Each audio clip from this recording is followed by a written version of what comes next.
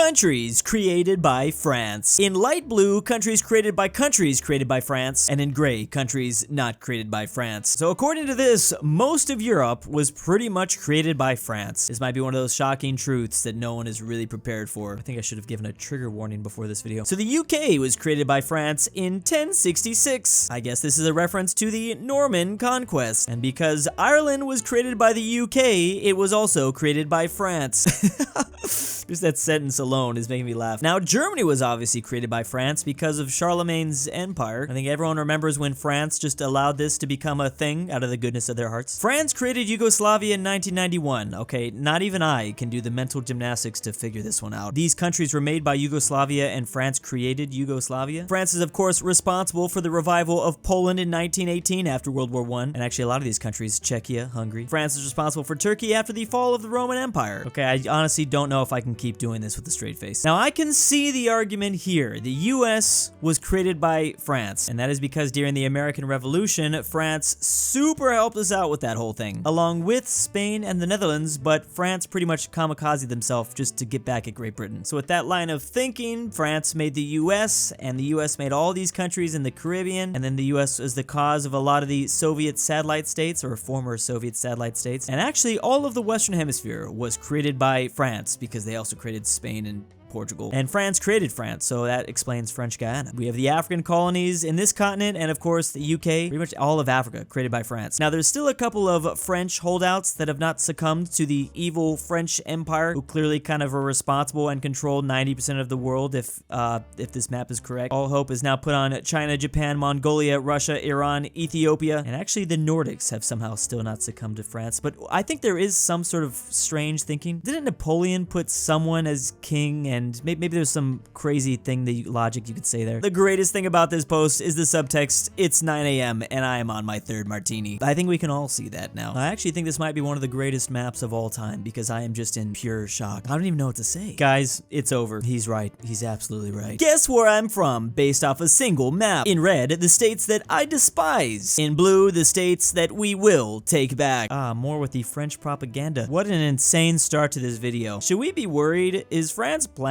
something? And to think we were worried about Ohio this entire time. We asked 100 women from each country which shampoo they were using. In red are the countries where the women didn't speak English. In blue, they all responded with WTF, get out of my shower. And in purple, we have Dove. Can't argue with those results. I'm so glad some brave soul got to the bottom of this. Iceland wants to be interviewed so bad for this poll that they're moving their entire island. Countries which are good and bad, according to my dad. In blue, the countries which are good, and in red, the countries that are not. This dad seems to only think there are 4 good countries: USA, Brazil, Portugal, and Italy. I have to assume this person is maybe of Italian and Portuguese descent, and maybe he moved to the USA, but I don't know. And also maybe he's a big soccer fan.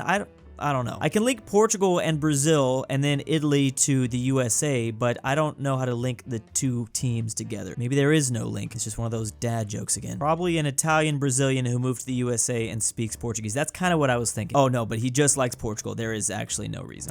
Dads and their logic. Sometimes they just do funny things. Like mine told me he was gonna get some milk, and it's now been 25 years. Haven't seen him since. Always surprises me that the people outside of New England don't realize just how big Massachusetts is. So I made a couple maps to help. Wow. Did anyone realize this until now? The state which holds the city of Boston is actually close to the size of Africa and Europe. Man, and I always knew the true size map actually has a lot of glitches to it. When is this website gonna fix this major bug? I know there's a joke somewhere in here for me to use the word masshole, but I just can't find it. I'm so disappointed in myself. A UN vote back in 2003 for an undeniably good thing that would benefit humanity. In the green, the countries which voted yes, and in the red, the countries that voted no. Or should I say country, because there is only one that voted no. Oh, there is a place that abstained though. I think that might be Israel. Funny how this random 2003 UN vote that definitely happened mirrors pretty much so many other UN votes that I've seen in the past. Oh man, I'm so glad my mom's getting into the map community. A map showing the number of castles in the continent of Europe. As you can see, there is a lot of them. And what's amazing about this data is they have somehow managed to log every single one. How did they do that. What's weird is there seems to be a real big cluster around parts of Switzerland, Germany, and France, and then they just decided to totally avoid it along the outside of these clusters. Maybe the people that built these just had a lot of anger they needed to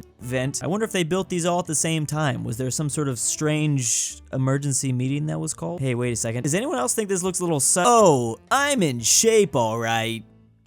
Unfortunately, that shape is Kosovo. This actually has a very deep meaning since minions around the world are not internationally recognized. I promise you, they are real. And maybe actually a lot of them live in Kosovo. That would explain some things. If the minions always work for bad people, who are the minions working for in 2022? Kim Jong-un? That's the only one I can think of. That would actually explain a lot because no one knows what's going on inside that country. Minions are there, they're just hiding. Oh, look at that. There was a very nice Serbian person, I guess, that decided to update this meme. Is your country bigger than Russia? In blue, no. In red, yes. Of course, in black, we have Russia. Strange, because I always thought there was a country bigger than the biggest country on Earth. You're telling me there's not? Like, I realize Russia has the most land area in the world, but, like, what country is bigger? I don't understand. Why is this so hard? What country is bigger? Oh, wait a second. We finally have an update. This country is bigger. I had no idea. I forgot that the Atlantic Ocean was a country, and it is in fact bigger than Russia. Man, I just love when people update this stuff. A map of the US after the Louisiana refund. Okay, again with the pro-France stuff. What is going on? Is there some sort of prank I'm missing? Like, are they just doing a little bit of trolling? I've just never seen so much. Map of the European continent, but it's actually according to King of the Hill. I absolutely love seeing cartoon depictions of world maps, which actually reminds me, there's actually a Simpsons version of this. So, where are you going? Wherever the road takes us. As long as it's one of the blue, Billy Graham approved family value states. And here we are. Okay, so only the blue. And some very nice person decided to update it. I guess in the Simpson universe, we actually took a lot more from Mexico than we did in reality. I'm guessing this was the early 90s as well, because some of these political maps, this is a little interesting. Oh, did we take stuff from Canada also? Oh, and then we all know the all too famous Animaniacs depiction of the world. I don't think we'll ever be able to escape that. With all that said, you know, King of the Hill didn't do that bad of a job. I mean, we are missing the Netherlands and Luxembourg. Oh, and I guess they still recognize the Iberian Union. I don't know, they're not fans of Portugal. Things just get a little bit weird towards the east, but I'm thinking this might be still in like the early 90s, or maybe the reference map was back from the early 90s, because King of the Hill started in 1997. There's no excuse. The only weird thing is this. Maybe this was actually a prediction for the future. They thought Yugoslavia was just gonna form a Balkan Union. Again, I know it seems a little crazy, but I'm convinced that access to world maps was a lot harder back in the day. Like, I know it's hard for us to wrap our brain around, but they couldn't just pull out their phone and Google world map, like something so incredibly easy for us to do now. They had to have actually gone out and purchased a globe, and the chances are that globe was extremely out of date. Unless you were some sort of psychopath, you probably weren't purchasing a new globe every year, getting all the new DLC updates, because only psychopaths would purchase a new globe every year. And I would know because I am actually one of them. So maybe it's safe to assume the King of the Hill animators here probably had something a little bit out of date, although they didn't name this Czechoslovakia, just Czechia. Could have been that out of date. Is this country playable in Civilization 6? An old school staple of my channel back in the day. I still actually have one of the most viewed videos of Civilization 6 ever, 3 million views from 3 years ago, but a lot has changed since then. So in green, these are the places that are playable in Civilization 6. In blue, they are DLC only. I remember when the Poland DLC dropped. In yellow means the places that can be played, but in a different form. I'm guessing that doesn't mean mods. I'm guessing like that's gotta be Rome. I mean, you can kind of play as Italy, but you're actually just playing as Rome. And then yeah, this guy explains Wales and the Northern Irish being included. But in red are all the places which are not in the game. I feel like the biggest shocker has to be Austria though. I mean, Austria was in Civilization 5. I'm glad they finally included Portugal. Sometimes they get left out of Civ games. It's important to remember that Civilization is really like a theme park history game. I think that's actually how they describe it. It's supposed to be kind of fun. Like how Denmark in black is in scenario only. They're not in the game, just in certain scenario modes. I mean,